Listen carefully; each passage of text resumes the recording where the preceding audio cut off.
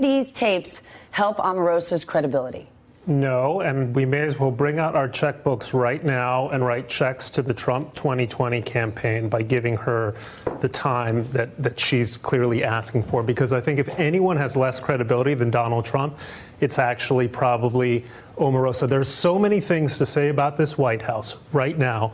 There are so many credible charges that can be laid at its feet in terms of the way it's dealt with race relations and in terms of the way it's dealt with foreign policy, our allies. You go down a list. But when people who are probably watching the show, maybe not well inclined toward the Trump administration, wonder where his base of support comes from, it comes from giving as much credibility to a person who has as little credibility as Omarosa. But no one is giving Omarosa credibility. Nobody is saying she's a good guy or she's honest. But Omarosa has known the president since 2004. She worked with him on The Apprentice. She was inside the White House as a senior official for over a year. That is the more terrifying fact about the Trump administration, that she was in it for as long as she was. Then let that terrifying character, whether they're telling the truth or not, tell that story. That's a person who's actually inside, and we're on the outside looking in, wondering if this is just madness or strategy. Next to Jared Kushner and Ivanka, she probably knows him better than anybody else in the White House. So to that degree, she is credible. The fact that she knows them. She did The Apprentice with Ivanka and Don Jr. and Eric. She knows the family. She knows the business. She has flown on private jets with him long before this man was running for president. Omarosa, look, every time you go to court, right, sometimes you got to get a drug dealer to give information to another drug dealer. Everyone's not going to have a perfect background. But if there's somebody who can speak about how this White House operates, or even worse, and I think this is key, the fact that she was wandering in and out of the building and recording people and no one seemed to have a problem with it one way or another, it tells us how disorganized and how sloppy this place was. I find this compelling. People had a problem with it. It's just so unorganized, they didn't know she was doing it. Exactly. Sean Spicer was snatching people's cell phones last spring saying, we're going to stop all these leaks. Apparently, he never did that to Omarosa. So, look, I also think, and I know this, I've had conversations with her both on and off the record, she's a smart woman. She didn't get tapes just of her getting fired. I think that's probably what she's releasing now because it helps the books. I am quite confident when she's saying I'm protected, she probably has people on the record saying things that they could get in legal trouble. But because she's smart doesn't mean she's honest. Or maybe we're talking about someone who is seeking a moment of maximum publicity, and we are giving her maximum airtime. There's tons of things going on in this country right now that ought to concern us, that serious people ought to be talking about. But instead, we're saying, look, Omarosa says X, Y, and Z about the president. If any of those things are not credible, it enhances the president's credibility among his defenders. And that's going to be the consequence of this discussion. To that exact point, we're going back and forth whether or not Omarosa believes the president ever used the N-word. At one point, she said no. Now she's saying possibly. I would argue, does it actually matter? If you look at the president's history in terms of race relations, despite what Republicans may say, it's very bad. So are we wasting time or having the wrong debate on whether or not the president ever used that word? I've never cared about whether or not the president uses the N-word. And I have said multiple times, I'm not even concerned if somebody's racist. I'm concerned about their policies. It's not against the law to be racist. There are lots of racist people in this country.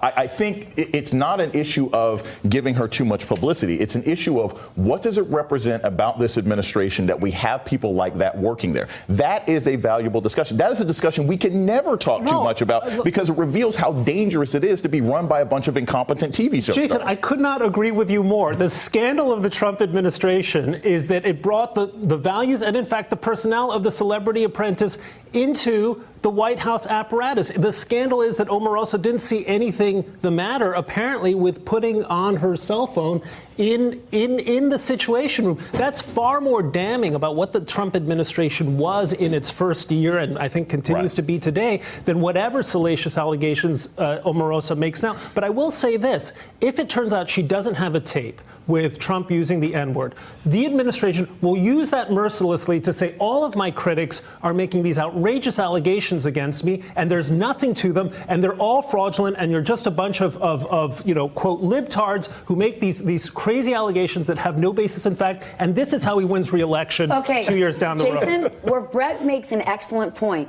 you could have Omarosa up there today saying he's unhinged, he's unfit, and unless she has actual credible evidence where he has changed somehow in the last 18 months than when she took the job, Brett is exactly right. She's lumped into this other look look at the liberal universe who now embrace their foe because it fit their narrative. Well, I think the problem with that is you're preaching to the choir, right? Trump's people, the idea that, oh my gosh, this is going to strengthen his base, they already love him. It doesn't matter. Omarosa could come out with a proof of life that Donald Trump shot somebody, called them the N-word, and danced down the street and put it on YouTube, and they would say it was fake news. I mean, it's not like, this is not about changing his constituency. This is about the larger discussion in this country about how organized or disorganized our government is.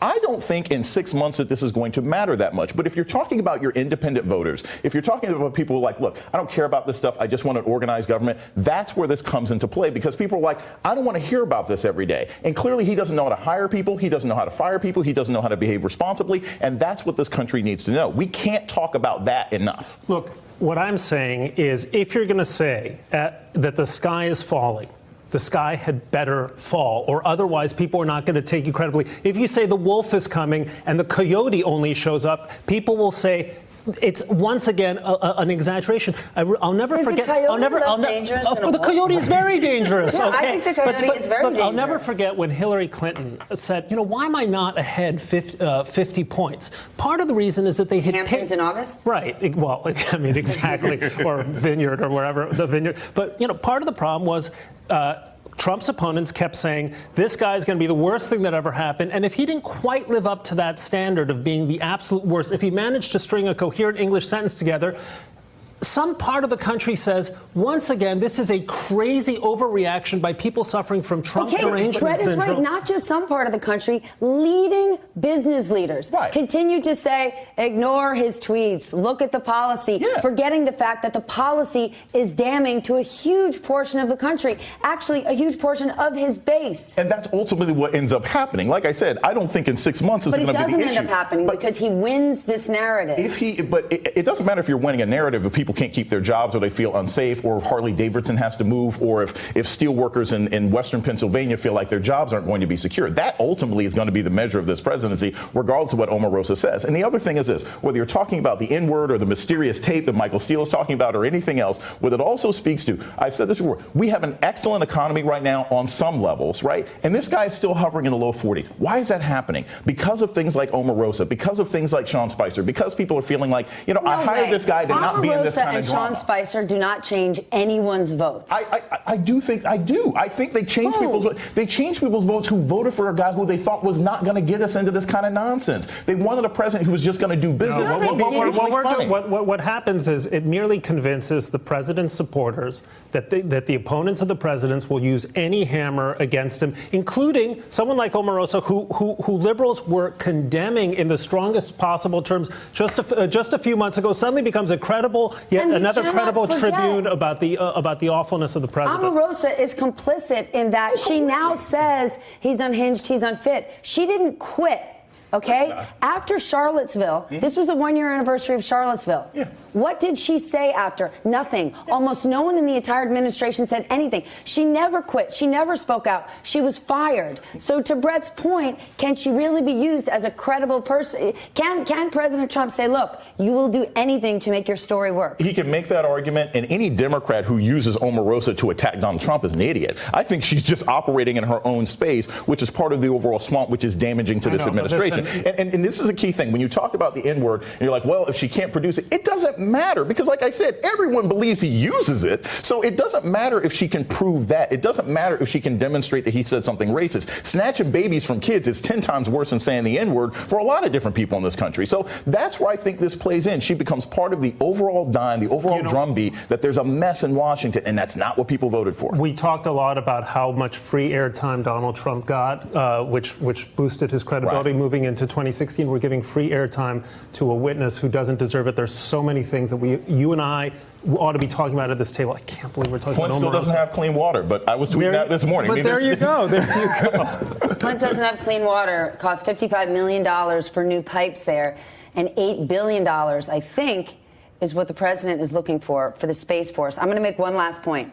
83% of Republicans approve of President Trump's handling of racial issues compared to 10% of Democrats. That's a CBS poll. So we can debate all day long on whether or not the president used the N-word.